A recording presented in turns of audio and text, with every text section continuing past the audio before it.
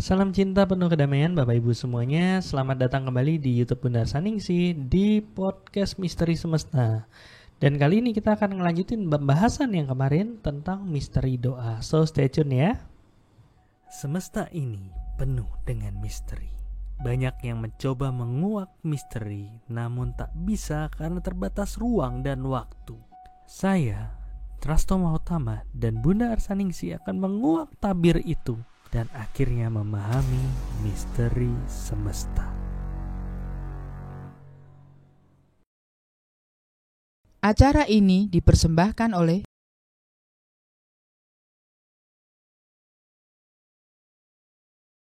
Oke ya, kita balik lagi nih di sini. Setelah minggu lalu kita ngomongin tentang misteri doa.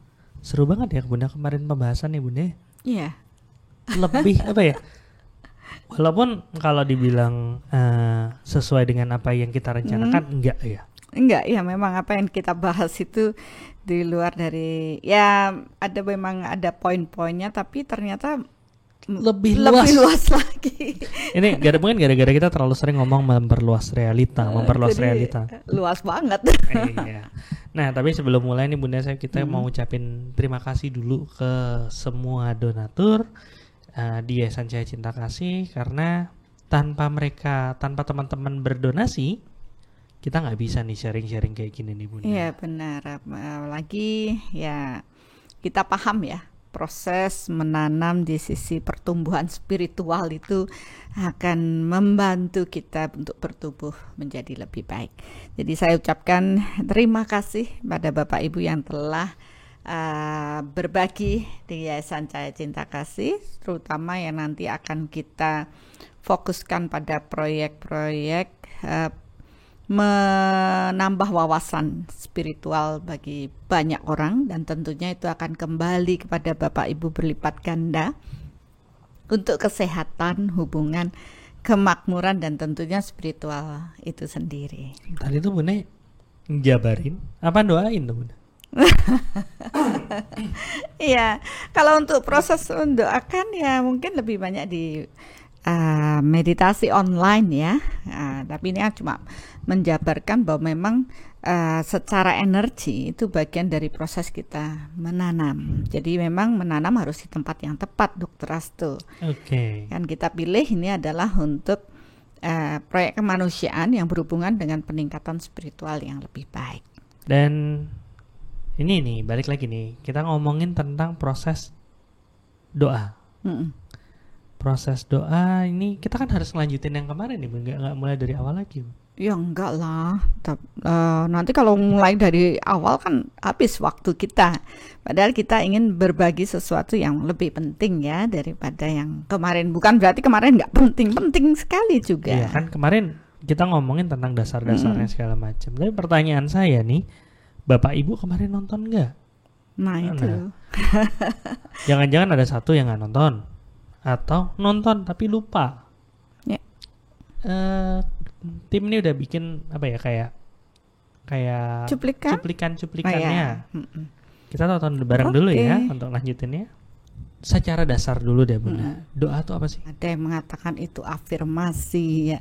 Selama ini orang hanya melihat di permukaan saja. Kenapa kita harus berdoa? Bukannya Tuhan itu Maha Tahu? Orang harapannya kan berdoa itu semakin dekat dengan Tuhan sehingga terjadi perubahan dalam diri. Tuhan menuntun saya. Belum tahu arti dari mantra tersebut, apakah bisa terjadi kesalahan pada Tuhan? Ya, tapi kalau nggak tahu maknanya, apa tujuannya, energinya nggak nyampe.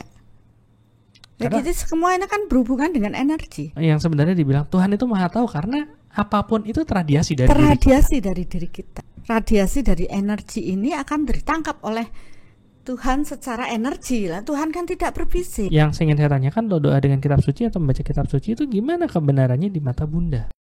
Ya mudah-mudahan tadi cuplikannya recall lagi ya. Jadi ternyata kemarin sampai sini tuh pembahasannya gitu. Atau mungkin ya ada yang bilang saya belum nonton Bunda, ya silahkan ditonton. Tapi jangan sekarang nontonnya. Baru mau bilang jangan sekarang, karena kita akan bawa diskusi ini ke level yang berikutnya, the next level.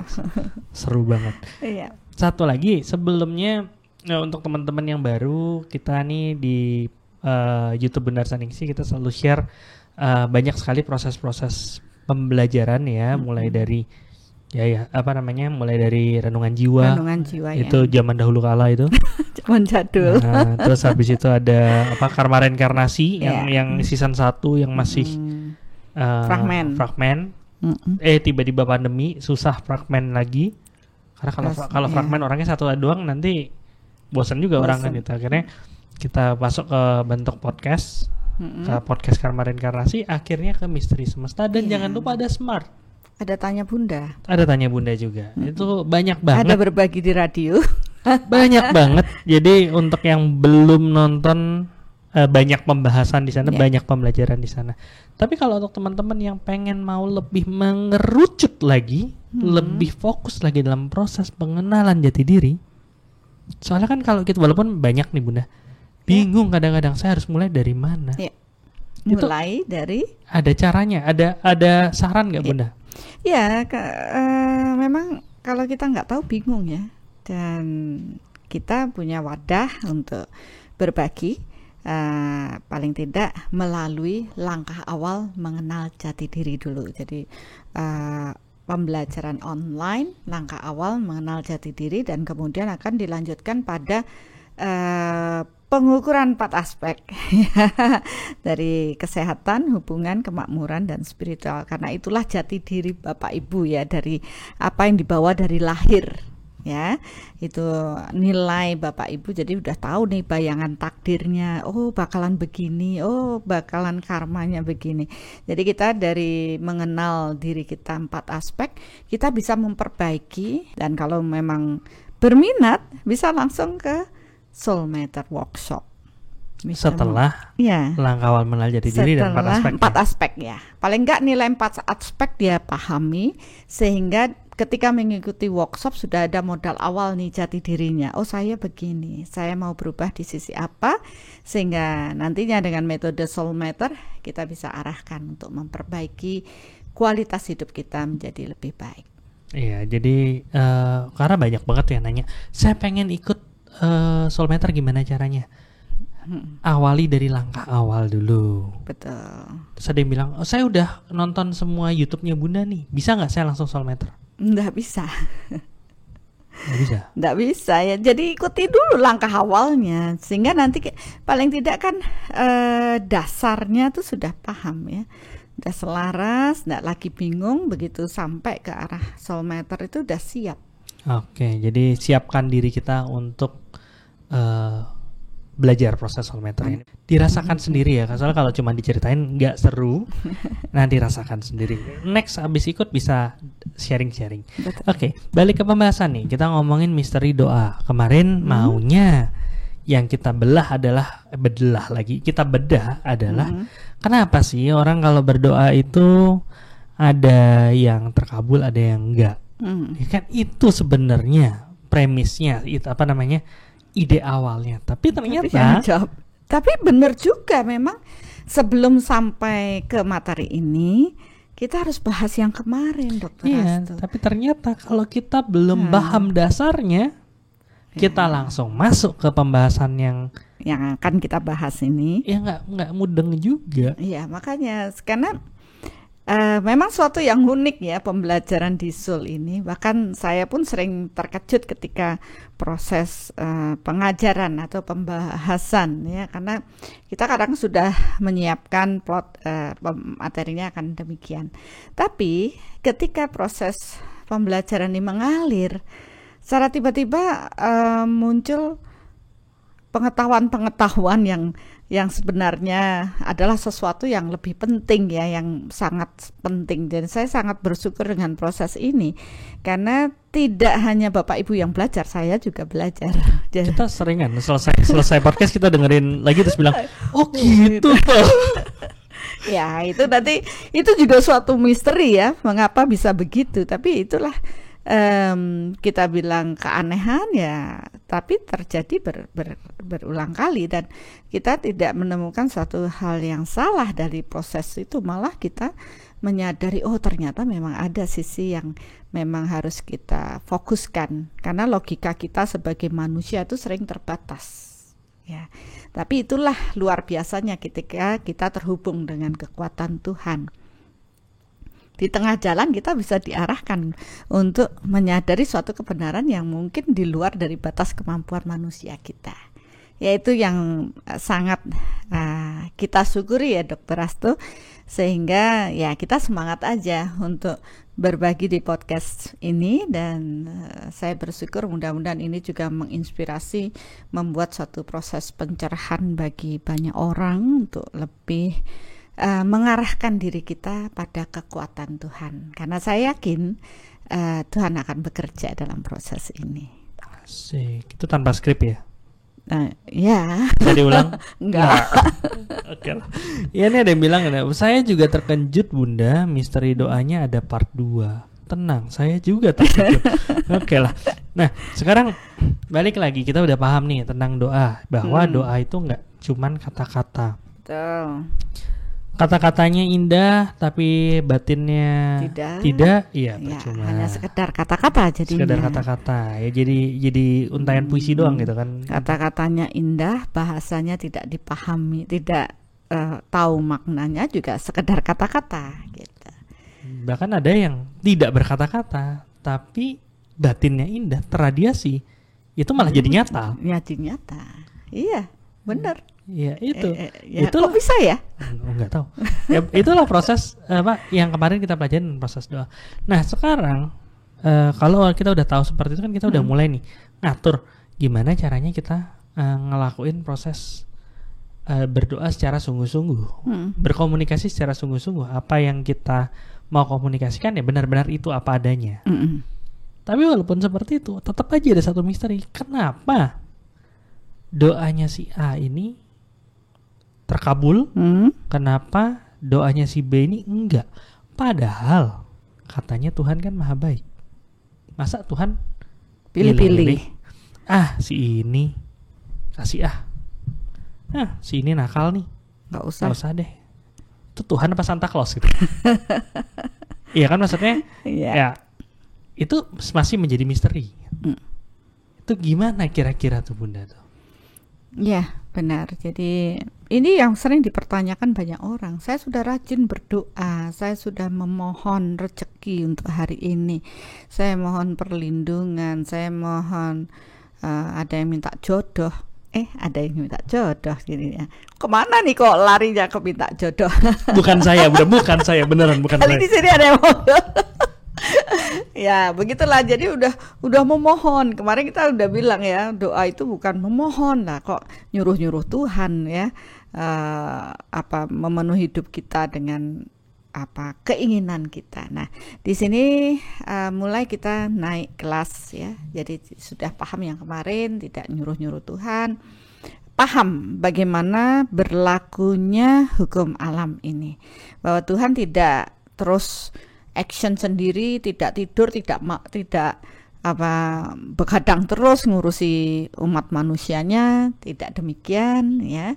Ada yang mengatakan, wah Tuhan itu mendengar doa saya terus mengabulkan, padahal ya sebenarnya bukan doa yang didengar ya. Jadi sesuatu yang akhirnya membuat ya Tuhan itu sebenarnya sangat adil. Ya, sangat adilnya dari mana? Kalau tadi dilihat dari doa-doa saya tidak terkabul, selalu mengatakan Tuhan tidak adil. Ya, misalnya, yang miskin tambah miskin, saya sudah berdoa Tuhan berikan rezeki, tapi saya tambah miskin. Nah, itu mereka akan mengatakan tidak adil. Tapi barang siapa paham dengan proses hukum alam ini bekerja, seperti kemarin kan dibilang Tuhan itu secara energi, tidak secara berfisik, maka ya untuk bisa berkomunikasi dengan Tuhan, yaitu dengan kita paham dengan proses energi atau daya batin ya, proses rohani, dibilang lebih ke arah roh ya, kesadaran akan jiwa. Nah itu baru kita bisa berinteraksi atau berkomunikasi dengan Tuhan, yaitu dalam bentuk energi. Jadi energi itu sebagai bahasa ya, bahasa yang bisa bahasa yang bisa kita gunakan untuk menerima pesan maupun menyampaikan pesan, termasuk di alam ini. Walaupun nanti balik lagi ke kita yang nyampe, yang kita yang menerima ini tergantung kepekaannya gitu ya Bun. Betul. Ada yang tiba-tiba terasa kayak kok tiba-tiba keinget ini ya gitu. Padahal sebenarnya itu proses energi. Ada yang tiba-tiba saya melihat cahaya gitu. Padahal lampu mati semua gitu. Kalau lampu hidup ngeliat cahaya wajar gitu. Ini lampu mati semua ya bisa jadi itu proses energi. Proses energi. Jadi kan kita itu menerjemahkan kan dari proses-proses energi tersebut. Nah, sekarang bagaimana dengan doa yang berdoa yang benar kan jadinya gitu. Kemarin banyak yang tanya. Bukan berdoa yang benar ya. Berdoa yang kalau ngomong berdoa yang benar nanti ada yang bilang saya salah berdoanya. Nah, berdoa yang efektif. Enggak juga ya. Enggak juga ya.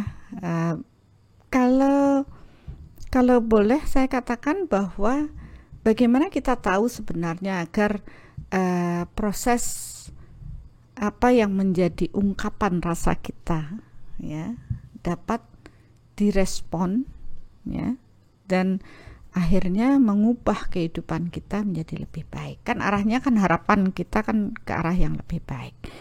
Bahwa sejatinya setiap manusia itu dalam menjalani kehidupan itu dia meradiasikan pikiran awalnya kan, dari pikiran teradiasi keluar karena energi mengikuti pikiran. Jadi hukum energi ini awalnya kita harus paham proses doa atau pikiran kita itu dapat mewujud di alam ini, bahwa sesungguhnya yang menciptakan kualitas diri kita adalah hasil dari pemikiran diri kita sendiri. Ya, jadi baik Bapak Ibu menjalani hidup ya tergantung dari pikiran yang baik. Buruk mendapatkan proses kehidupan ya karena dari proses pikiran yang buruk. Jadi semua agama mengarahkan untuk proses berpikir yang baik. Ya, karena itu dasar sekali.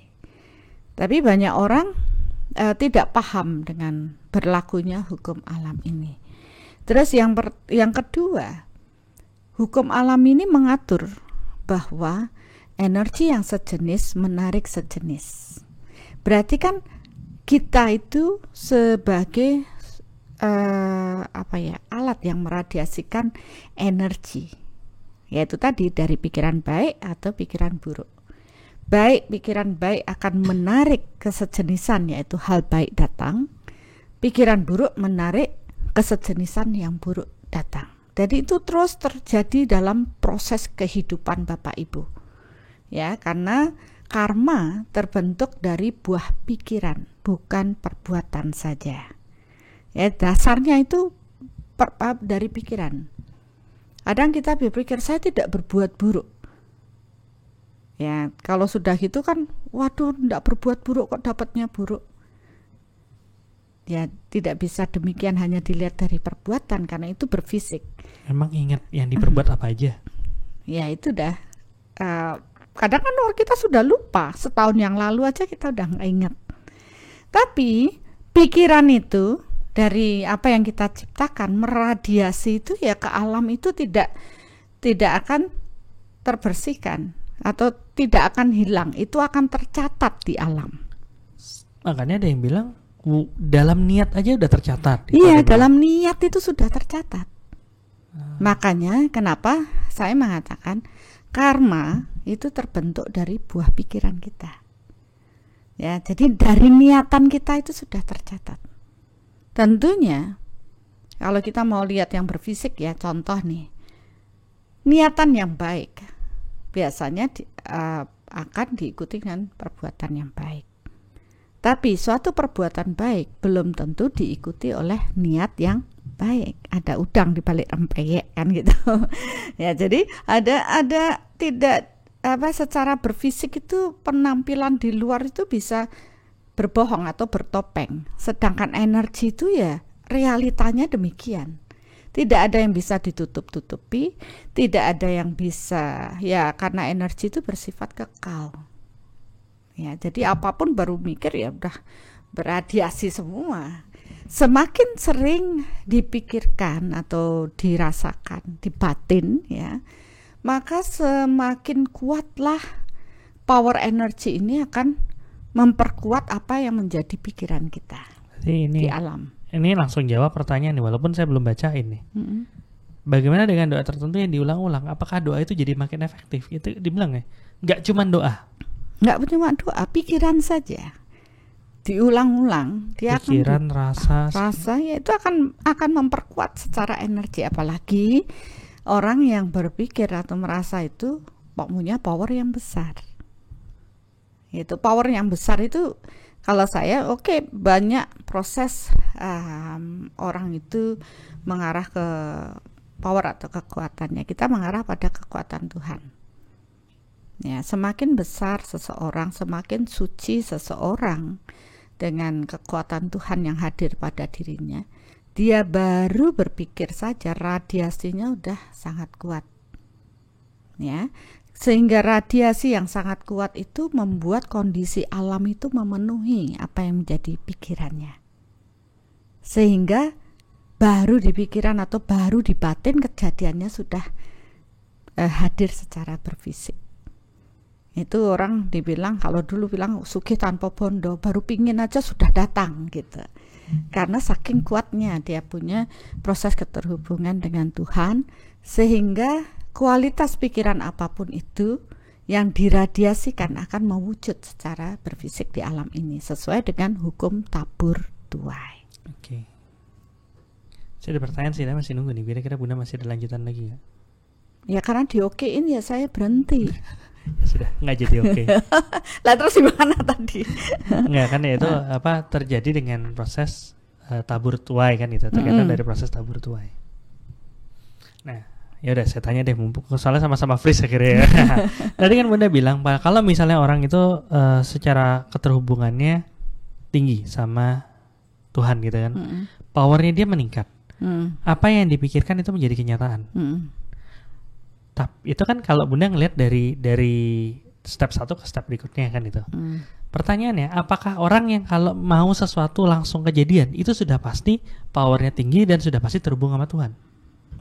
Ya, ada 2 jawaban. Ya, yang pertama, dia memang punya kekuatan pikiran, ya, power cukup, dan semua juga kembali pada tabungan yang cukup. Ya, karena namanya juga tabur tuai. Ya. Jadi, ketika ada baru dipikirin kok sudah datang secara berfisik atau mewujud. Berarti kita lihat di proses tabungannya. Ya, semua akan mewujud secara berfisik ketika tabungannya cukup. Taburannya cukup untuk menuai sesuatu. Nah, kita kemarin sudah ceritakan masalah di hukum law of attraction, ya. Di situ kan hukumnya juga sama ini. Doa pun hukumnya sama. Kalau memang taburannya cukup, maka cepat kita menuai. Nah, kapan naburnya atau menanamnya? Ya, kadang kita nggak mikir, wah kok saya bersyukur banget, baru saya berpikir aja semua sudah datang berkelimpahan. Ada yang mikirnya sudah ngeden dan semuanya nggak datang-datang. Kenapa? Yang membedakan adalah tanamannya, tabungannya, taburannya. Nah, kalau kita paham dengan reinkarnasi, ya berarti tabungan di past life-nya sudah mencukupi untuk saat ini dia menuai. Seperti itu. Ya, jadi jangan iri pada orang-orang yang wah kelihatannya enak banget semua datang. Ya itu pun atas jerih payah mereka menanam, ya entah itu di kehidupan saat ini dengan pikirannya yang positif atau di kehidupan yang terdahulu yang dia bawa. Ya, hukumnya cuma itu saja. Semakin kuat diniatkan, ya power energinya mencukupi, dia akan meradiasi. Hukum berikutnya, kalau cukup tanamannya, ya biasanya kalau dia baru nanam, mungkin di past life dia sudah menanam 9 poin, ya 10 itu mau wujud. Terus pada kehidupan saat ini dia lagi menambahkan pikirannya, mulai terpikirkan kembali, kemudian karena tabungannya yang 9 itu ditambah 1 poin ini jadi 10. Otomatis pada saat itu dia langsung menuai. Kelihatannya amazing ya, wih hebat banget, baru tak pikirin mobil baru, mobil baru datang gitu. Itu kan kayaknya mujizat banget ya. Ini tidak hanya terjadi pada kemakmuran ya, kesehatan, hubungan, ya kemakmuran maupun spiritual. Semua tergantung apa yang kita tanam, ya. Apakah di kehidupan saat ini atau di kehidupan lalu. Dan ini bisa terukur, berapa sih tabungan saya? Ya, dari setelah ini, kalau belum mencukupi ya terus diperkuat. Proses doa tadi orang dengan doa, tapi ini kan bisa dengan apapun ya, afirmasi, pikiran positif. Tapi ingat, kalau ada pikiran negatif yang muncul, maka itu akan mencuri waktu kita yang harusnya datang jadi mundur lagi. Kenapa? Yang tadinya dia harus menuai tabungannya 9 poin, terus di sini pesimis, akhirnya energinya turun ya jadi 2 poin karena dia pesimis, nggak bisa, ragu-ragu, nggak mungkin lah ya, gimana lah pikirannya negatif. Ya artinya tabungannya turun lagi. Jadi mereka yang yakin dan percaya. Jadi kenapa dalam proses doa itu ada proses yakin dan percaya? Karena dia tidak akan dengan kondisi keyakinan, kepercayaan yang kuat kepada Tuhan itu akan membantu menguatkan. Tapi ingat, cukup nggak tabungannya? Kalau cukup ya itu akan terjadi. Nih, ya Mbak Bunda ngomong kayak gitu, jadi ini nih kebaca tadi ada Bunda ngomong ngasih perumpamaan mobil. Ini Maulana bilang berarti umpama berdoa minta mobil tapi kita ragu-ragu atau mikir uang dari mana ya? Yang terkabul itu malah keraguan-raguan ya. Iya. Itu malah keraguan-raguan itu yang malah menghambat proses yang Tapi ingat, dia nabung nggak? Istilahnya dia tahu, saya punya mobil berarti harus ada usaha dong, harus punya duit sekian lah kalau materinya. Ya, punya duit misalnya 100 juta lah dapat mobil itu. Ya berarti dia harus menabung 100 juta itu sampai terpenuhi. Sampai terpenuhi. Tapi kalau misalnya belum penuh udah ditarik atau bocor sama hal yang lain, sama keraguan-raguan, ya nggak nyampe. Gitu. Nah terus ini dari beliau lagi, dari Maulana lagi. Berarti dari pemahaman masuk ke dalam rasa, dari rasa terpancar ke alam semesta. Betul. Ya Bun, dan alam akan mewujudkannya. Ya. Berarti intisari doa adalah prasangka atau energi kita sendiri dong, Bun? Betul. Ditambah tabungannya dia. Tabungannya, actionnya. Ya, tapi tabungan kembali pada niatan. Tidak hanya niatan, ya imbangi dengan amal perbuatan kan gitu. Jangan perbuatannya. Ya, jadi tidak hanya doa melulu. Saya berdoa terus. Ya. Tapi tidak ada tabungan yang atau tidak melakukan action dalam proses tersebut yang tidak bisa. Ya, jadi tidak semua ya melakukan, perlu semua proses kerja. Dan kalau kita lihat hukum tabur tua itu ya harus menabur dulu baru menuai. Nah, sedangkan pada proses doa orang melupakan sisi menaburnya. Dia hanya minta saja sama Tuhannya. Berikan saya ini, tapi menaburnya dengan misalkan Tuhan berikan saya kesehatan, ini kan minta nih sehat. Lah sudahkah dia memenuhi dengan taburan makan yang baik, ya, olahraga? Sudahkah dia olahraga? Sudahkah dia istirahatnya bagus? Karena semua itu berhubungan dengan tabur dan tuai. Jadi ada yang bilang ini kan dulu orang bilang do your best and God will do the rest ya. Maksudnya do your best itu kita terus melakukan dan yang menanam. Terbaik. Oke, nanti kalau misalnya sudah layak, nggak usah diminta juga datang. Juga datang sendiri. Tapi ya ini tadi sampai pada proses seseorang itu bisa sampai level dia menuai, tentu harus dilihat dong upayanya. Ya, seperti tadi, begitu ada hal negatif yang menghambat, ya tuaiannya nggak bisa diambil, karena dia terus terpuruk dengan hal-hal yang negatif tadi. Berarti yang diperlukan agar apa yang menjadi harapan kita mewujud, harus dalam kondisi bahagia 10 poin, dalam kondisi yang berserah. Ya, jadi semua agama akan mengarahkan sampai pada yang berserah, bukan orang yang minta-minta. Karena begitu dia berserah totali kepada Tuhan, dia bukan lagi seorang yang minta harus begini, harus begini. Dia sudah paham bahwa untuk apapun dalam proses kehidupannya, dia membutuhkan kekuatan Tuhan. Dan seseorang yang berserah kepada Tuhannya, dia tidak terikat dengan harapan harus begini, harus begitu. Dia lepas dari keterikatan itu. Dia damai. Dia paham. Dia tanam, dia pasti menuai. Hukumnya pasti. Jadi memahami hukum energi itu suatu yang bukan hanya yakin dan percaya, tapi dia mengalami, merasakan. Akhirnya lebih dalam hanya dari proses yakin dan percaya, dia berserah. Udah nggak ada pertanyaan lagi. Saya sudah paham Tuhan, saya bersyukur, saya berterima kasih dengan hidup saya. Dan kita akan terus menjadi saluran berkat Tuhan. Ya, karena proses berserah ini yang terpenting untuk bisa proses menuai dari semua proses hidup kita. Saya pernah ngomong, maksudnya saya coba ada teman yang dia lagi ada masalah segala macam, dia berikan apa, ya gimana, aku udah doa segala macam ini. Saya coba untuk sampaikan apa yang Bunda sampaikan tadi, ya itu balik lagi dong.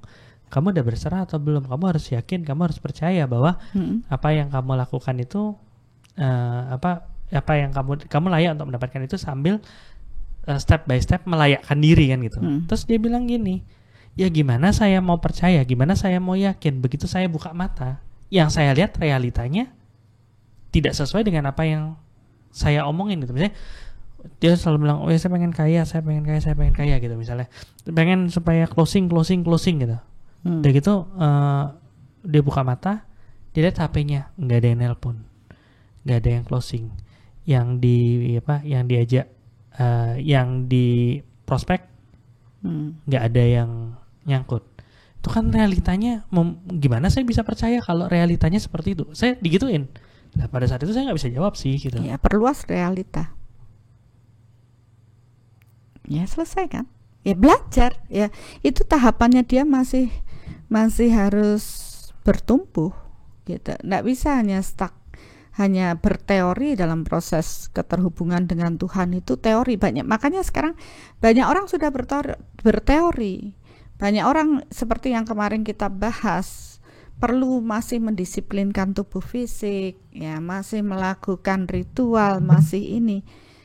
Tapi mereka lupa bahwa sebenarnya yang menjadi dasar itu bukan yang ukuran berfisik, tapi bagaimana proses batiniah, rohaniah, bagaimana proses di dalam diri kita. Sebenarnya kita bawa semua nih benih karma kita di dalam diri kita. Harusnya dengan mengenal diri kita, kita akan tahu, oh iya, apa yang harus saya lakukan. Ya, mengenal diri itu ya proses yang perlu dipahami, mengenal apa yang sudah kita bawa, ya seperti ya itu tadi. Seberapakah tanaman saya sehingga saya bisa menuai? Ya, sudahkah saya melakukan banyak pikiran positif? Ya, radiasi positifnya lebih banyak atau radiasi negatifnya lebih banyak? Berarti kan kita harus tahu siapa diri kita. Dari situ kita mengolah diri kita, mengolah rasa kita, mengolah proses pikiran, niatan di dalam diri ini mulai dibenahi. Kekotoran-kekotoran batin ini perlu dibersihkan. Lah kalau kita tidak tahu caranya membersihkan kotoran batin, orang akan sombong, merasa dirinya sudah suci, sudah bersih, padahal radiasinya masih ambiar, ya masih nano-nano, udah masih macem-macem. Ya jadi ya jelas yang ketarik ke dalam dirinya ya masih masalah, karena dia terus meradiasikan masalah.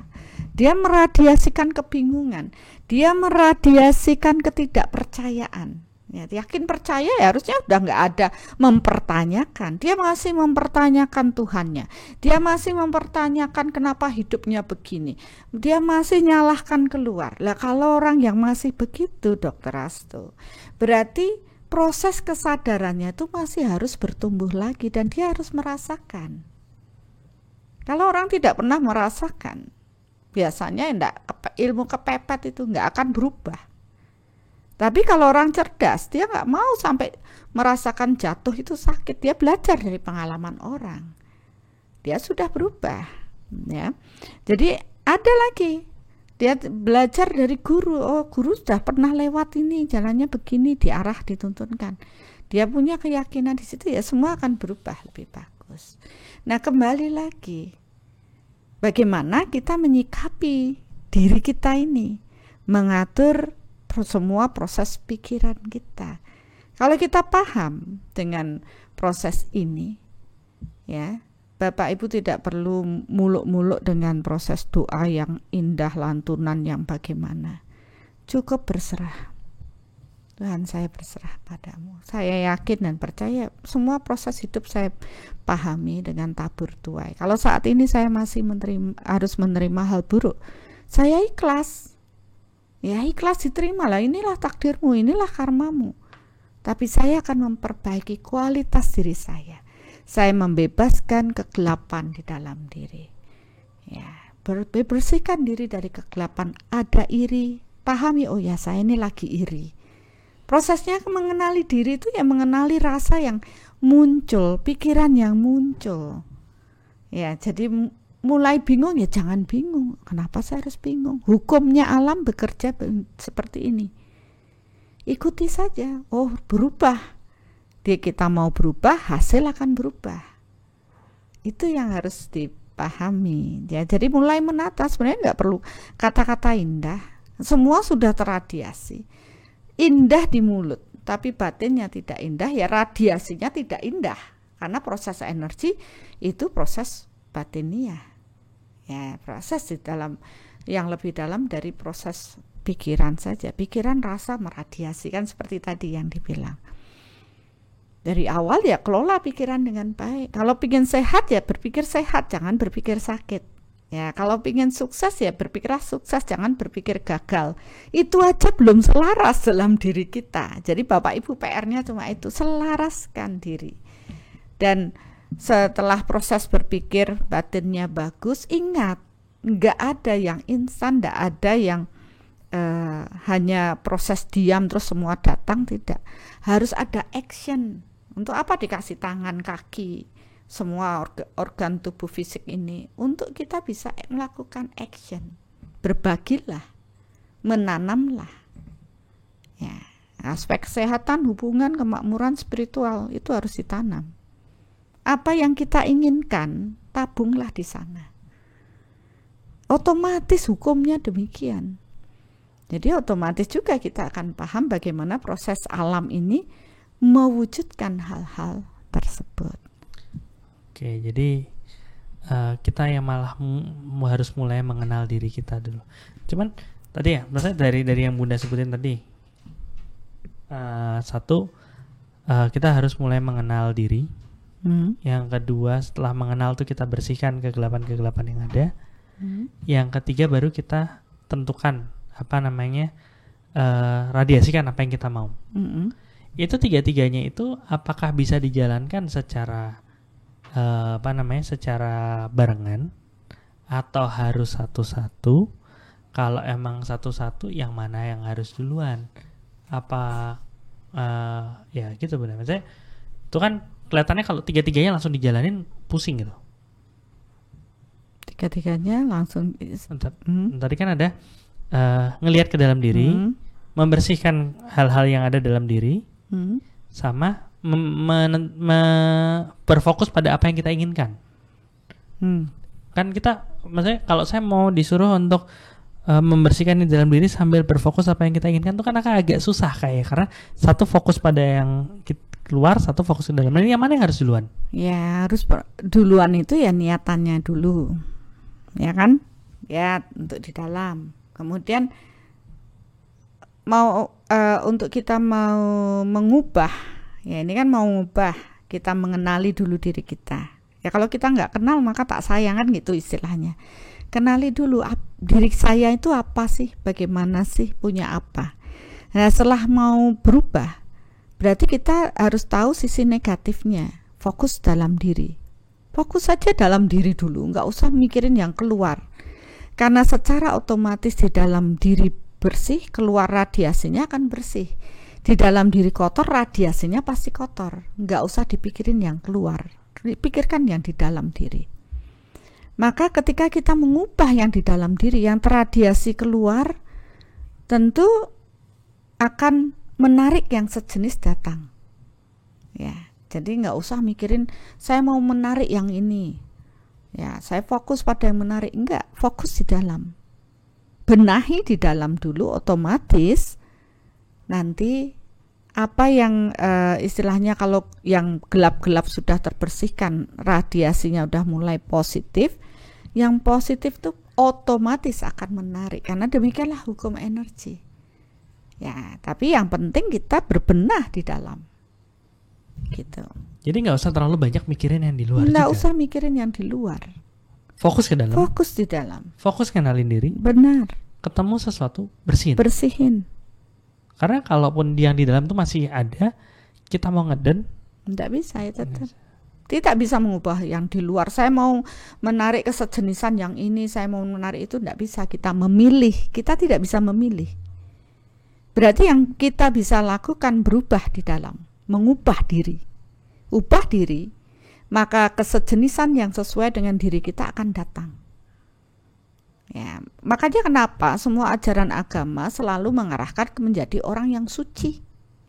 Karena dengan menjadi orang suci, lepas dari kegelapan keterikatan, kan semua itu kegelapan pikiran, perasaan, keterikatan akan harta benda dan semuanya. Bukan berarti saya nggak butuh duit nih, enggak, saya butuh duit, tapi saya tidak melekat atau tidak terikat dengan proses uang itu.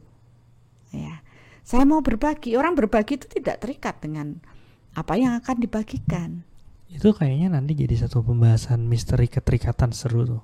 Oh ya, boleh-boleh saja. Kalau memang ada permintaan, kan semakin banyak permintaan untuk dibahas kan saya oke-oke saja. Kalau misalnya nggak ada permintaan ya udah kita selesai aja gitu. ya, kan tetap ada tugas untuk berbagi gitu ya. Kan nanti nggak jalan dong. Iya. Ya. Jadi nggak sih maksudnya. Ya tadi benar kata Bunda kan, kalau misalnya orang banyak bingung dengan proses keterikatan itu, dipikir nggak boleh terikat tuh nggak boleh deket-deket gitu. Ya maksudnya kayak tadi, untuk spiritual nggak boleh terikat, bro, nggak mau nih ada uang segala macam, nggak mau sama sekali. Bukan seperti itu. Ya, jadi ini kan antara ranahnya berbeda ya. Jadi realitanya berbeda.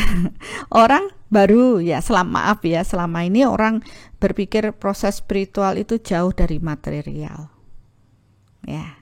Jadi mereka membebaskan keterikatan. Udah enggak, saya enggak mau ini, enggak mau itu. Secara berfisik. Tapi mereka lupa apakah dengan proses menghindari atau menjauhi itu pikiran kita tidak melekat di sana. Ya, padahal kalau kita belajar energi, proses spiritual beriringan dengan materi. Semakin spiritual seseorang, maka materi itu akan semakin datang, memenuhi kebutuhannya. Itu kan ada di ayatnya, barang siapa berserah kepadaku, aku akan memenuhi semua kebutuhanmu. Dan itulah yang kenapa orang suci baru mikir aja apa yang menjadi kebutuhannya terisi. Karena tidak ada lagi kekotoran batin, kemelekatan, keberserahan yang ada. Begitu orang berserah kepada Tuhan, maka kekuatan cahaya cinta energi Tuhan akan mengalir sangat kuat. Begitu orang itu berpikir, karena tidak ada kekotoran batin, dia sudah tersucikan. Radiasi di alam ini baru dipikirkan aja sudah luar biasa. Dan alam itu langsung memenuhi. Magnetnya beda level. Nah, jadi magnet uang itu jadilah orang suci. Semua itu kan datang, kebutuhannya ya akan terpenuhi. Tapi dia satu lagi tidak terikat. Ya itulah hidup mulia kalau saya bilang. Nggak harus jadi orang kaya, tapi apa yang menjadi kebutuhannya dia akan terpenuhi. Alam ini akan memenuhinya. Nah kan bukan tujuan jadi orang suci itu jauh dari keluarga, terus tidak punya uang, ya nggak bisa juga. Pikirannya pasti akan melekat di sana. Berarti ya kita harus menjalani, orang Tuhan nyuruh kita jalani kehidupan ini, tapi berserahlah kepadaku, karena aku memberikan semuanya kepadamu. Nah, masa kita malah menghindar? Orang Tuhan memberi kita. Ya cuma sudut pandang orang yang belum paham. Jadilah spiritual, maka kemakmuran akan datang padamu. Gak cuman kemakmuran ya. Ya semuanya. Jadi kan balik lagi tadi proses berdoa itu supaya kan pertanyaannya adalah kenapa seseorang itu bisa terkabul, kenapa yang satunya enggak. Poinnya tuh sebenarnya tadi power ya. Power. Kalau powernya dia besar, dia bisa meradiasikannya, magnetnya beda level gitu. Jadi kemampuan dia untuk menarik lebih besar juga. Iya. Yang kedua tabungannya. Iya. Amal perbuatan yang sudah dilakukan. Betul. Itu amal perbuatan sendiri atau bisa amal perbuatan orang lain gitu maksudnya? Ya, kakaknya udah banyak berbagi. Enggak bisa dari diri kita sendiri. Kan banyak yang gitu dibilang, Bun. Wah, nih kakaknya udah banyak berbagi, itu pasti cucunya nanti. Enggak bisa. Kan nonton aja di Karma Reinkarnasi. Itu kan bahasan karma reinkarnasi. Tapi nggak bisa. Itu benar-benar ke proses pribadi. Tapi kalau yang dari lahir tiba-tiba sudah besar, sudah cepat terwujud segala macam. Ya berarti dia kita bawa dari pas karma reinkarnasi lagi. Iya. Apa yang terjadi sebelum proses lahirnya dia? Bisa aja dia sebelum lahir dia sudah punya deposito banyak, udah punya tabungan banyak, powernya dia sudah develop. Makanya ketika ikut langkah awal mengenal jati diri, paham apa yang terjadi di past life, maksudnya ada bayangannya. Di 4 aspek itu langsung udah dikasih nilainya. Oh, kamu sudah bawa tabungan kesehatan sekian dari akumulasi dari yang sebelumnya. Fokus di situ. Bagus enggak? Kalau bagus, ya jalani, tambahkan. Kalau buruk, ayo perbaiki, kan gitu. Itu sudah modal kita tahu diri kita loh, dan bisa mengubah gitu. Dokter Asto nanti lanjutannya kan bisa seperti ini. Oh, tabungan kesehatan kamu kok buruk ya, karena pikirannya sakit terus. Ayo rubah, sekarang pikir sehat. Nah, tanam pikiran sehat. Dia nanam sehat kan pikirannya. Apa dia tuh? Sehat. Nah, jangan berpikir terus berdoa, Tuhan berikanlah saya kesehatan hari ini supaya saya bisa begini begitu. Tapi dia tidak menanam sehat. Bisakah sehat mewujud? Tidak. Nah, beberapa orang mengatakan, wah saya dapat mujizat nih, rezeki nomplok misalkan. Ya tiba-tiba ada orang bawa, ini kok ngomongin materi ya terus ya. Radiasinya orang itu, doa itu selalu minta begitu. Kalau nggak sehat, rezeki. Itu saya dari tadi bingung sebenarnya. Saya lagi mikir kenapa kok tiba-tiba ngomonginnya materi, mobil. Ya karena banyak orang itu radiasinya, coba saya dari yang nonton aja, berdoa lebih ke proses bermateri 1, 2, 3, 4, 5, 6 loh, 6 poin. Yang berdoa lebih sering ke sehat 1, 2, 3, 4, 5, 6, 7, 8. Oh banyak, lebih banyak lagi. Nah itu kan bisa terradiasi. Yang berdoa untuk peningkatan spiritual? Enggak ada. Enggak ada untuk peningkatan spiritual Tuhan. Hubungan 1, 2, 3, 4. Ternyata kan realnya atas dari tadi kan isinya sakit sama materi. Karena kebanyakan orang berdoanya ke situ. Ada satu tambahan ini katanya Bunda. Sehat, rezeki dan jodoh. Jodoh tadi. Ya. Oke. Ini ada pernyataan yang menarik dari Widya Matra Dewi.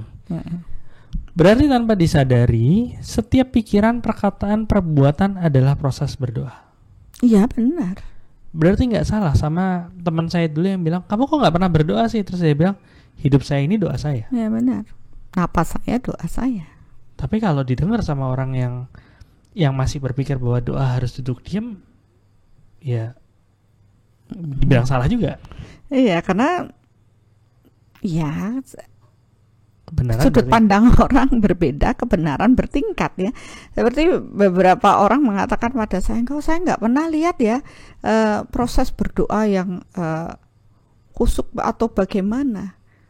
Ya karena saya melakukan sambil dalam semua kegiatan saya adalah doa saya kepada Tuhan, keberserahan saya kepada Tuhan. Sampai orang bingung gitu. Ini sebenarnya gimana ya? Padahal ya kita terhubung dengan Tuhan dan semua setiap saat, setiap waktu melibatkan kekuatan Tuhan untuk proses ini. Ya, saya juga bersyukur hari ini hujan deras kan tadi, Dr. Asto. Di Denpasar ya, Di atau di tempat Denpasar, lain. Mungkin ya. teman-teman yang lain gimana tadi? Ya, padahal dari Oma Semar ke Villa Semar cukup jauh nih jalannya. Terus saya sudah bilang begini, oh Tuhan ya, hujan ya. Saya hanya memikirkan nanti kalau ini hujannya deras kayak gini, saya berangkat ke sana basah Tuhan. Saya cuma bilang gitu, oh ya tapi nggak apa-apa. Saya hanya mengatakan begitu ya. Saya berarti ada upaya siapin payung dan semuanya. Tapi ternyata kehendak dari proses alam ini berbeda dengan walaupun saya hanya bilang wah hujan ya. Karena ada keinginan wah kalau nggak hujan saya bisa jalan nih. Nah karena hujan ya. Tapi saya tidak menolak prosesnya. Cuma iya nggak apa-apa. Berarti harus ada upaya pakai payung dan sebagainya. Tapi apa yang terjadi? Begitu waktunya mau podcast terang benderang gitu. Terus saya hanya bisa terima kasih Tuhan. Tak ada doa yang lain ya, cuma bersyukur gitu aja. Oh ya sudah. Jadi seberapa batinmu bersih, maka disitulah kekuatan Tuhan akan hadir dan disitulah doa-doamu akan terkabulkan. Baru dalam proses niatan semuanya akan mewujud dalam hidup ini. Tapi upayamu untuk berserah kepada Tuhan itu adalah sesuatu yang tak ternilai harganya. Ya, dibanding harapan yang terlalu tinggi dan semuanya. Lakukan action dan berserahlah. Maka setiap saat adalah doamu yang terbaik. Iya, nggak bisa komentar. Cuman, ya benar nyentuh banget dan memang seperti itulah yang dari tadi kita sampaikan memang seperti itulah Pak Deh. Tapi saya agak bingung sebenarnya Bun. Ya kita coba ngeliat lagi ke realita yang ada di masyarakat segala macam. Yang dikatakan orang yang doanya terkabul tuh satu dibilang orang suci, ya kan, dengan atribut apa gitu. Makanya banyak kalau mereka perlu sesuatu, mereka minta ke orang itu untuk doain dong saya gitu. Yang kedua dibilang ibu. Kemarin bahkan ada yang nanya, kenapa kok doa ibu itu lebih terkabul daripada doa-doa yang lain? Bahkan rumah makan yang pakai nama doa ibu karena harapannya supaya lebih terkabul mungkin ya. Terus ada lagi yang bilang bahwa orang yang sedang dalam masalah, orang yang sedang terzolimi itu doanya terkabul. Apakah memang seperti itu Bunda? Itu kan kata orang. Kalau kata Bunda? Ya doa akan terkabul ya itu tadi terpenuhinya proses hukum alam ini. Tabur tuai. Tetap doa apa yang kita tanam itu yang kita tuai. Kemudian proses berserah akan mewujudkan. Ya. Karena apa? Orang yang berserah pasti tanamannya bagus.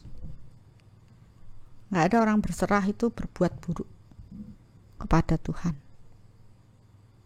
Otomatis tuaiannya juga akan baik dan power kekuatan Tuhan yang hadir pada diri seseorang itu akan memperkuat radiasi energi untuk mewujudkannya di alam ini.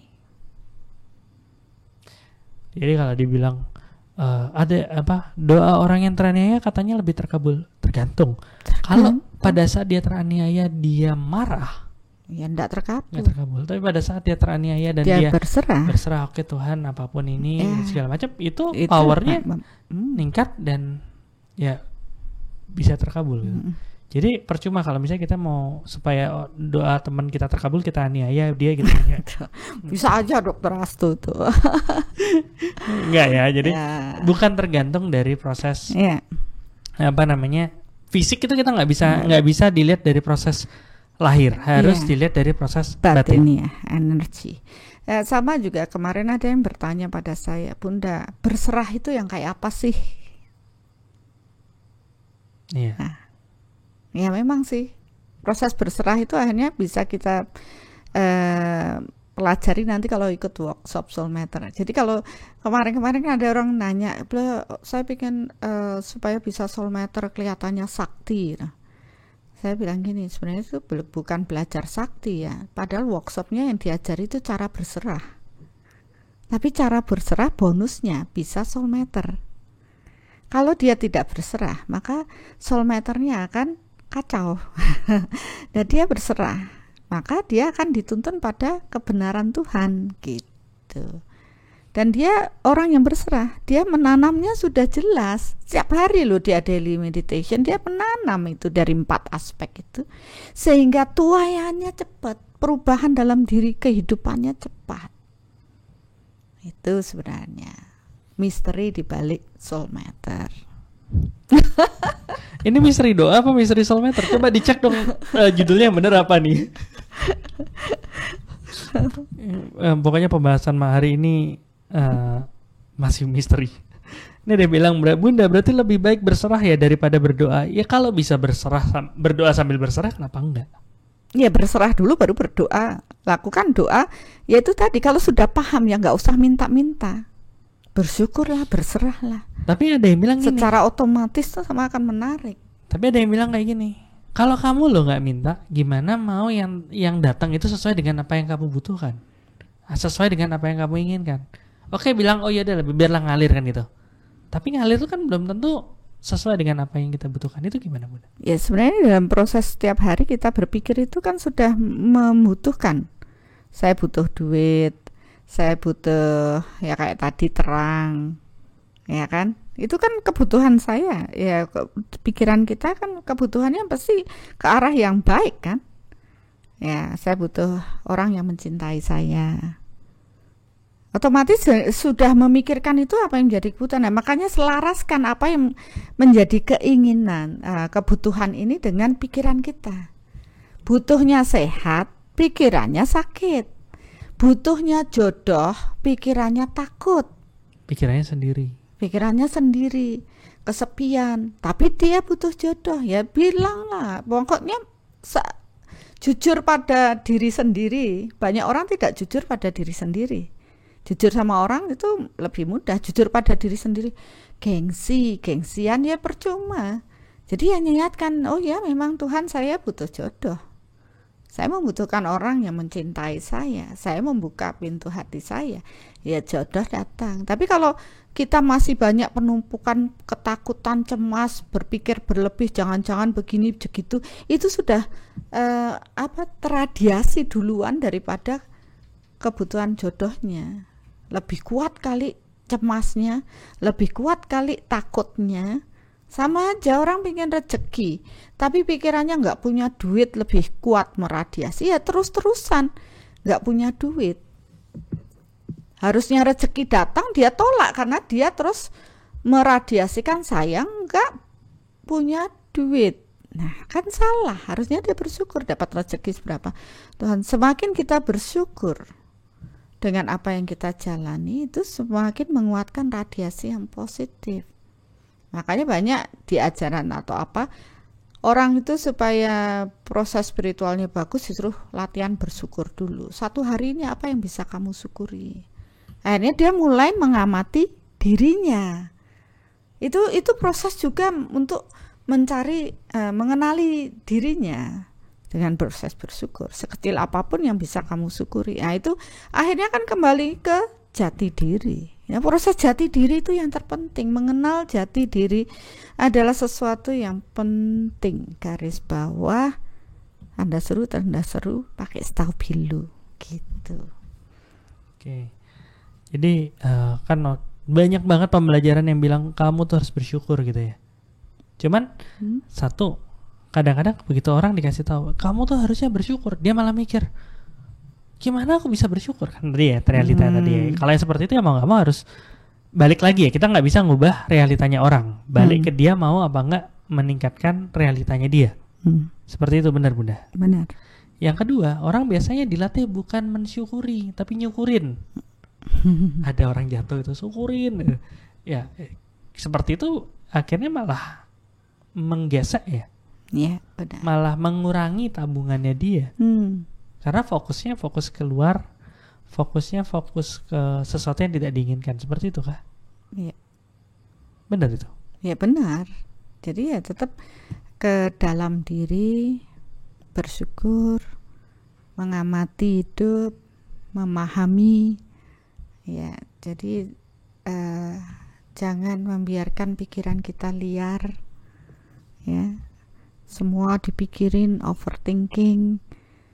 Tapi ya dengan proses bersyukur lama-lama ya kita akhirnya berserah itu ya. Tapi saya kembali melihat ya, tadi saya diingatkan bahwa untuk sampai proses tahapan orang itu bersyukur, maka perlu pengetahuan.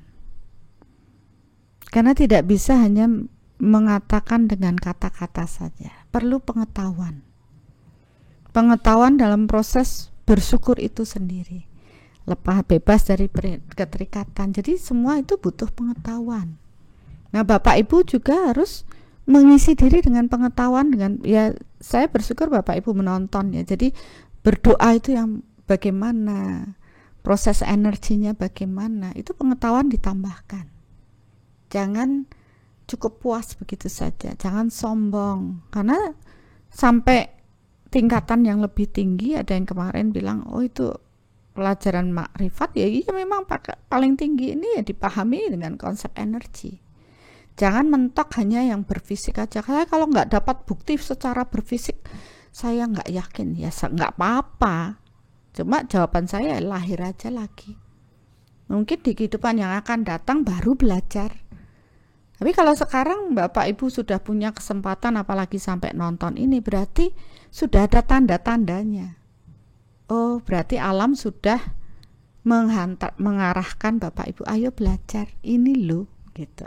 Tidak semua orang mampu mengamati bahwa yang datang pada dirinya adalah kesejenisan. Ya, berarti Bapak Ibu sudah mulai aware. Kenapa saya dapat materi ini? Pesan apa di balik ini semua? Bersyukurlah pada Tuhan bahwa di balik ini semua proses alam ini telah memetakan. Nah, begitu juga dengan kehidupan orang lain. Kalau dia masih terus bertemu dengan kesulitan hidup, penderitaan, berarti dia masih fokus di sana. Ya, belum untuk fokus ke arah yang lebih baik. Makanya dulu saya pernah ya berpikir buruk pada orang-orang yang kok kelihatannya cuek ya, makin lama kok cuek banget sih. Ternyata setelah diamati bukan cuek, karena dia paham kenapa ini terjadi, kenapa ini begini. Jadi akhirnya dia, oh iya memang harus terjadi seperti itu. Tidak terlalu simpati berlebihan. Oh ternyata dia mendapat kesulitan ya karena dia yang mengkondisikan dirinya seperti itu. Dia rempong, pikirannya liar, pikirannya ruwet ya karena dia yang menciptakan ruwet di dalam dirinya. Walaupun dia berdoa mati-matian ya, selama dia tidak mengubah dirinya, ya tidak akan ada yang berubah. Ya kembali semua kepada diri kita. Jadi ya ubah diri kita. Ya, terus ya bersyukurlah. Kan bersyukur itu juga berdoa toh. Bersyukur, amati diri. Ya. Kalau memang merasa lebih dekat dengan Tuhan ya seperti kita berbicara dengan Tuhan, ungkapkan rasa cinta kita. Saya pernah ditanya orang, kenapa sih setiap Bunda meditasi selalu mengatakan, Tuhan aku mencintaimu. selama ini loh kita nggak pernah, kok kayaknya Tuhan itu deket banget sih, dicintai gitu. Lah memang benar kita mencintai Tuhan, ungkapkan rasa kita, kenapa tidak? Semakin dekat rasakan, dan energi itu kan mengalir, dan itu akan membuat kita memberikan penguatan secara energi untuk kita bisa menjalani hidup kita. Ya, itu berdoa juga. Jadi kan mari kita tidak hanya sekedar doa dengan kata-kata, tapi lakukan doa secara batin ya, yang selaras nih antara apa yang kita hadapi, apa yang kita butuhkan, dan selaraskan pikiran kita seperti apa yang kita doakan gitu ya. Jadi tidak ada yang terjadi tanpa ada sebab, ada akibat, ada tabur tanam ya, ada yang dituai. Jadi ya itulah hukum yang berlaku, sehingga seandainya kita bisa selaras dengan proses ini, kualitas hidup kita akan menjadi lebih baik. Jadi kalau ada sesuatu yang datang ke dalam diri kita yang tidak kita inginkan, ya itu berarti ada sesuatu yang kita tarik, entah sekarang, entah kemarin, entah tahun lalu, entah kehidupan lalu. Ya. Dan kalau kita nyalahin itu proses keluar, itu nyalahin diri sendiri juga, karena sebenarnya kita yang narik. Ya. Itu bukan kata-kata saya sih, tadi ada yang komen di bawah itu. Ya pokoknya prosesnya seperti itu. Ini ada satu pernyataan yang menarik. Jadi kan Bunda cerita, kita dalam beramal ibadah segala macam itu kan ngumpulin tabungan. Tabungan inilah yang kita pakai dalam proses kita supaya doa kita tuh terwujud gitu kan. Terus ada yang bilang, Bunda, kalau tabungan sudah diambil berarti makin lama makin habis dong Bunda, sehingga perlu nabung lagi ya Bunda. Boleh nggak sih tabungannya jangan diambil-ambil biar tambah banyak, biar gunung gitu? Ya boleh-boleh aja. Itu kan haknya mereka mau tabungannya menggunung ya, maunya boleh-boleh aja, nggak usah saya tarik. Tapi bagaimana dengan pikirannya? Apakah pikiran kita tidak membutuhkan misalkan kebutuhan hidup ini ya? Saya nabung nih duit, nanti nunggu dah sampai 100 juta biar mewujud, menggunung dulu baru narik gitu ya, kita simpan terus. Tapi dalam proses berjalan kita sangat membutuhkan ya uang itu. Ya otomatis apa yang menjadi kebutuhan saat itu sudah langsung ketarik ya. Itu kan bukan maunya kita, tapi alam ini yang memetakannya ya. Jadi ya tetap hukumnya tabungan itu ya akan habis dan kita harus nabung lagi. Jadi kenapa seumur hidup kita ya seterusnya nggak cuma sekali aja nabung terus berleha-leha saja karena tabungannya sudah T gitu ya, terus santai-santai aja tanpa sadari kita menjalani hidup kan sudah kegesek sedikit demi sedikit, lama-lama juga jadi bukit, lama-lama juga habis kalau kita tidak ada action lagi ya. Jadi tetap dalam proses hidup itu selalu ada aksi reaksi ya, ada tabur tuai, walaupun itu ada yang sedikit, ada yang banyak, tetap itu berlaku. Ya, saya ini kan sadar ya Bunda, dia udah sadar bahwa oh ya kalau kita nabung nanti kita dapetin sesuatu bisa berkurang gitu ya. Karena ada juga beberapa orang yang nggak sadar kan. Saya pernah mengamati ya, lebih tepatnya saya mengamati seseorang yang dia getol banget ngomongin, gini harus law of attraction nih, law of attraction gitu. Terus dia selalu bilang, saya loh apapun yang saya dapetin, apapun yang saya inginkan saya selalu dapetin, bla bla bla bla bla gitu. Ya pada saat itu saya kok semua didapetin gitu. Ada muncul gejolak di dalam diri saya. Kok enak banget ya. Ya terus tapi kan ya seperti Bunda ngasih tahu harus ada pengetahuannya kan. Saya harus coba cari apa sih sebenarnya yang menyebabkan seperti itu. Saya ukur ternyata dalam sekian tahun tuh dia ngabisin tabungannya dia. Betul. Saya cuma jadi bilang, oke, kamu udah dalam hati sih saya bilang, oke, kamu udah dapetin banyak hal nih, tapi tinggal nunggu waktu. Seret habis itu sih. Karena ya dia nggak memanage dengan Iya. baik prosesnya itu. Benar. Masalahnya kan nggak semua orang bisa tahu saldonya sisa berapa, Bun. Makanya belajar. Penuhi diri dengan pengetahuan. Nah, di Soulmeter kan diajarkan di situ. Iya, di Soulmeter ya. Iya. Selain di Soulmeter ada cara? Ya, untuk mengetahui ya itu sulit ya. Kalau dengan Soulmeter kan kita dengan proses energi yang terradiasi. Langsung ada Jadi yang nanya nih, gimana mengamati bahwa kita masih punya tabungan atau udah habis? Nah, itu taunya tuh kalau sudah habis saja. Oh, jadi kalau misalnya dengan Soulmeter kita bisa tahu nih, anggaplah kita pakai dari 0 sampai 10 nih ya. Tabungan kita dan sekarang lagi di 7. Ayolah, sebelum habis kita Udah nabung lagi. Tapi kalau misalnya nggak paham Soulmeter, ya tunggu 0 dulu. Begitu 0, kok seret banget dia. Sudah jatuh dulu baru Seret sadar. banget dia, berarti ada sesuatu yang salah nih gitu. Oh, ternyata tabungannya habis gitu. Iya. Seperti orang tabungan kesehatannya sudah habis dulu terus sakit ya, secara berfisik kan belakangan nih. Sebenarnya alam itu secara energi terbentuk lebih dulu dan berfisik itu udah belakangan. Ada jeda waktu antara berfisik dengan energi. Kalau energi itu kita sudah tahu duluan, fisiknya butuh waktu karena tubuh fisik ini kan masih butuh proses ya. Begitu juga segala sesuatu yang di fisik itu butuh waktu. Nah, kalau sudah berfisik itu sudah langsung kejadian buruk, berarti tabungannya bisa-bisa sudah minus secara energi. Ya, itu sudah mewujud secara berfisik. Nah, orang tahu kalau tidak belajar ini ya dia sudah terpuruk baru berubah, baru tahu. Tapi kalau kita dengan energi ya kita sudah, karena kita sering mengecek setiap hari ya kita sudah aware, berkesadaran bahwa saya memang harus menabung, bahwa kita sudah tahu ini karma yang datang ini adalah karma matang saya menghadapi, saya bersyukur ya akhirnya semua akan terlewati dengan lebih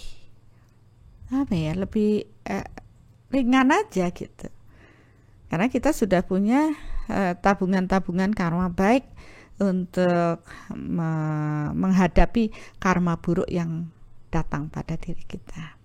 Secara mau ngomong literally amal perbuatan kita yang menyelamatkan kita. Betul, karma baik kita yang menyelamatkan diri kita. Ya, itu udah disebutin di mana-mana, tapi kita nggak sampai sedalam ini ya. Nih ada satu nih, yang ini bukan komentator nih, panelis ini.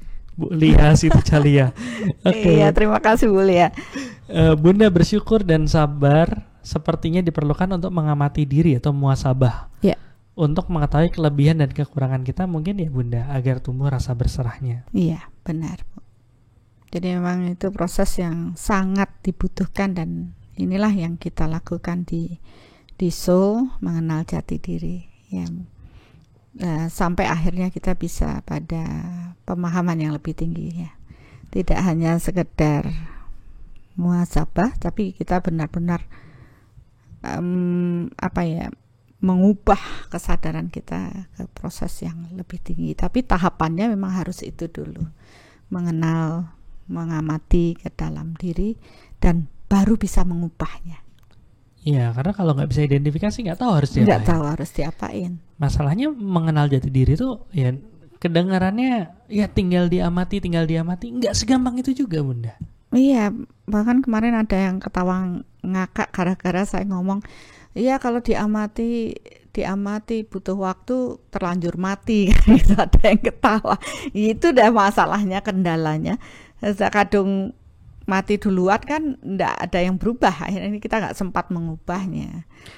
Bunda ini nggak tahu nih, pertanyaan nih udah banyak banget ditanyain, cuman kenapa kok terus muncul terus pertanyaannya? Bunda sering banget ngomongin power itu apa sih dan gimana ningkatinnya?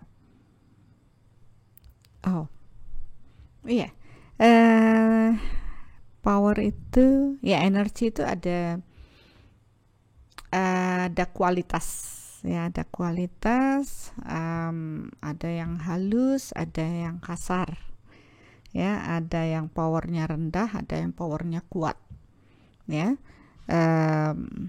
energi yang kasar, dia biasanya mudah dirasakan orang, ya, seperti orang-orang yang meditasi di sana itu lo rasanya berasa gitu, merinding, merasa gitu. Akhirnya banyak orang yang pergi ke sana. Kalau kita paham dengan energi, maka sebenarnya itu adalah energi yang rendah gitu, ya. Jadi kenapa kita bersinggungan dengan makhluk yang lain, kita merinding, sebenarnya energi mereka masih kasar.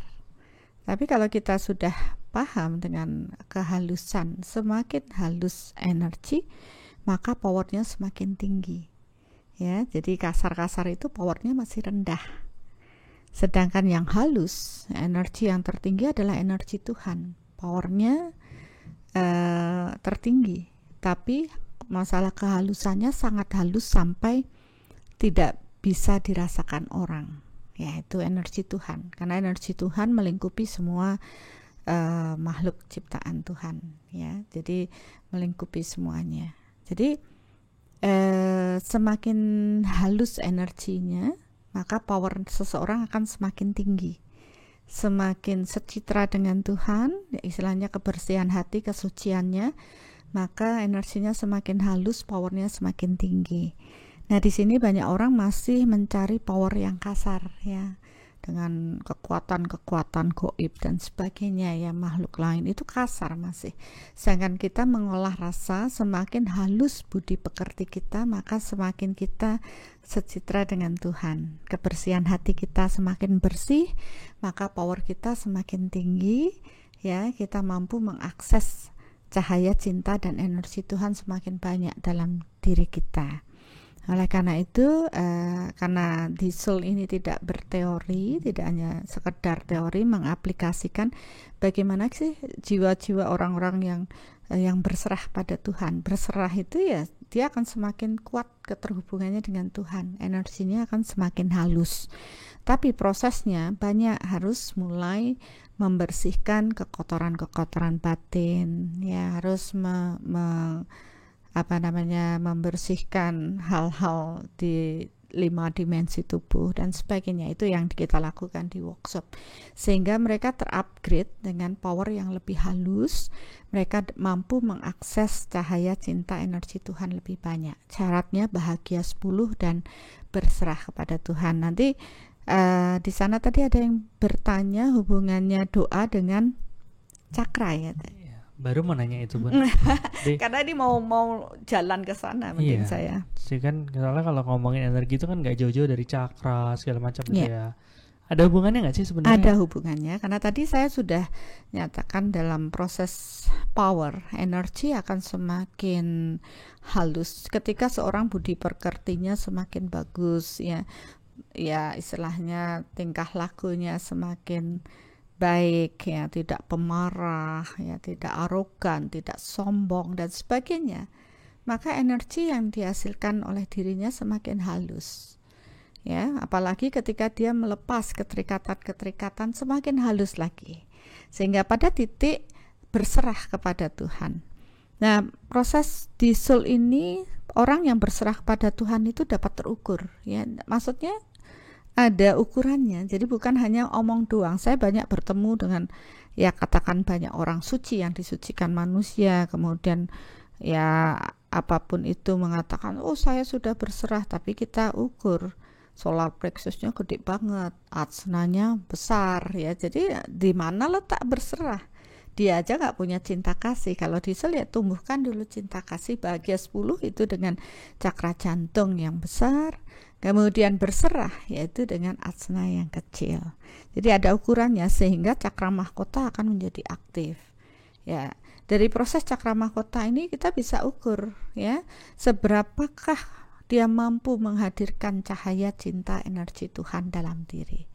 Kalau rekaman seseorang itu buruk dari kehidupan saat ini atau dari past life, otomatis saluran cahaya cinta yang masuk itu pun sedikit, ya. Jadi kenapa semakin bersih seseorang dari hal-hal negatif, pikiran, perasaan negatifnya, maka dia cakra mahkota ini akan semakin aktif dan meluas ya, sehingga saluran cahaya yang masuk ke dalam cahaya Tuhan yang masuk ke dalam diri tersebut akan semakin besar ya.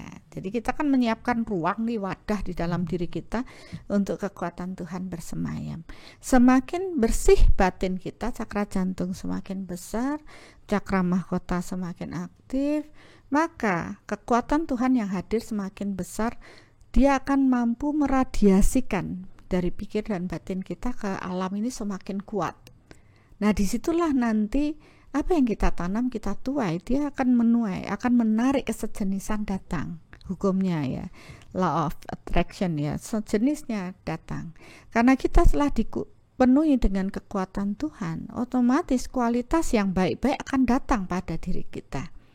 Tapi kalau kita masih pemarah, ya masih punya iri, dengki, sombong apalagi, maka kualitas Tuhan tidak akan tertarik ke dalam dirinya. Ya paling mereka baru bisa menarik kekuatan-kekuatan bawah. Ya inilah yang tidak dipahami banyak orang di balik proses energi. Mereka baru melihat secara berfisik. Nah, kenapa kita tidak mulai berbenah, paham? Semakin kita mengenal jati diri kita, semakin kita membersihkan kekotoran batin di dalam diri, maka semakin banyak cahaya cinta energi Tuhan mengalir dalam diri kita, maka semakin baik pula kualitas hidup kita. Bahkan kalau bisa, kita akan mencapai kebahagiaan tertinggi. Ya istilahnya kita tidak ada lagi perasaan yang campur aduk yang membuat kita tidak bahagia. Kita akan terus menjadi jiwa-jiwa yang tenang, jiwa-jiwa yang bercahaya. Ya jadi nggak usah dari yang tadi Bunda ceritain tuh jadi mikir, jadi sebenarnya nggak usah terlalu fokus ke cakra ya Bunda. Ya nggak usah, itu cakra itu mengikuti dari proses kesadaran ya Bapak Ibu. Jangan berupaya mengaktifkan cakra tertentu, tidak bisa, karena prosesnya alami sekali, tidak bisa dibuat oleh manusia lain. Nggak bisa dimanipulasi oleh orang lain. Dari diri kita sendiri nggak bisa. Dari diri kita sendiri ada proses kesadaran, dan biasanya proses kesadaran itu ya bertumbuh itu butuh berkali-kali lahir. Jadi kenapa di LAMJD atau langkah awal mengenal jati diri sudah akan ditunjukkan apakah Bapak Ibu masuk kategori jiwa anak-anak, jiwa remaja, jiwa dewasa atau jiwa tua, sesuai dengan rekaman jiwa yang dibawa. Dan itu membuat semua berbeda bagi setiap individu. Yeah. Oke. Itu panjang banget dan emang daging semua. Bahkan kayak sum-sum semua, penting-penting semua. Ada satu pertanyaan lagi Bun, kayak pertanyaan terakhir ya, soalnya kalau bisa diterusin kita bisa sampai besok pagi ya. Iya. Dan ini pertanyaan terakhir nih, ini dia nanya dari Dr. Rudi Pui. Beliau bertanya ini, bagaimana dengan pendapat kalau Tuhan memberikan yang terbaik, tidak semua yang kita minta pantas buat kita. Soalnya ada pendapat juga satu, kalau kita doa kita nggak dibalas, nggak dikabulkan karena sebenarnya itu bukan yang terbaik buat kita, karena Tuhan cuma pengen yang terbaik buat kita, atau itu sebenarnya tidak dipakai untuk kita tidak terwujud, tapi sebenarnya menghalau hal buruk yang datang ke kita. Ada yang seperti itu. Ya itu karena opini manusianya. Tapi kalau dilihat ya memang Tuhan bukan Tuhan ya. Alam ini memetakan yang sesuai atau yang tepat untuk dirinya, yang terbaik. Ya, kalau dia berbuatnya baik, yang terbaik ya itu. Kalau dia berbuat buruk, yang terbaik ya yang buruk itu. Jadi balik lagi ke konsep kelayakan atau dilayakkan, gitu ya. Iya. Dan kelayakan itu datang dari itu cuma menenangkan para manusia saja. Oh, saya belum ini tercapai, mungkin karena itu belum yang terbaik untuk saya. Nanti ada yang lebih baik lagi, kan biasanya begitu. Itu cuma ngayem-ngayemi diri kita aja, tapi kenyataannya ya kalau kamu nanam baik ya baik dapat, kalau nanam buruk ya buruk dapat. Udah itu aja. Mungkin karena nggak semua orang siap dengan kebenaran. Iya, itu dah. Masih senang dibombong, di apa ya istilahnya, memuaskan nafsunya mereka. Oke, sepertinya sih masih banyak sebenarnya pertanyaan Bun, cuman kalau diterusin nggak tidur kita. Sepertinya untuk kali ini udah Ya, cukup. cukup. Saya nggak tahu, nggak berani janji dulu apakah selesai di misteri doa 2 atau jangan-jangan misteri doa 3 tuh nanti ngomongin tentang ngedoain orang lain. Kita nggak tahu karena yang sekarang juga ini di luar rencana awal. Ya, nanti ditunggu saja. Ya. Ingat follow Instagramnya Bunda di Bunda Arsaningsih, karena biasanya sama di Bunda @arsaningsih ya, @arsaningsih, karena disitulah biasanya informasi-informasi, dan juga ada juga di @YCCK ya, biasanya kan karena Yayasan Cahaya Cinta Kasih yang mensponsori, informasi juga ada di Instagramnya Yayasan Cahaya Cinta Kasih. Oke, mungkin itu Bunda. Kira-kira Bun, saya mau nanya closing nggak enak sih, soalnya dari tadi semua udah inti semua. Cuman ya nggak enak kalau nggak ada closingnya. Silakan Bunda. Apa yang ya gongnya tuh apa?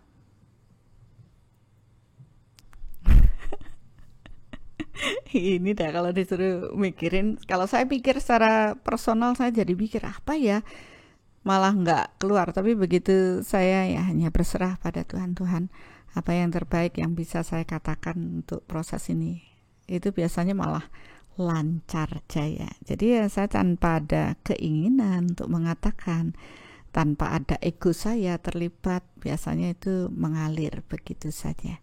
Jadi menurut saya ya apapun yang sudah dibagikan di sini itu adalah berdasarkan realita yang lebih luas ya. Sudah waktunya rasanya kita memang harus berbenah diri. Tidak ada kata salah dengan semua proses yang kita lalui, karena kita belum memenuhi diri kita dengan pengetahuan.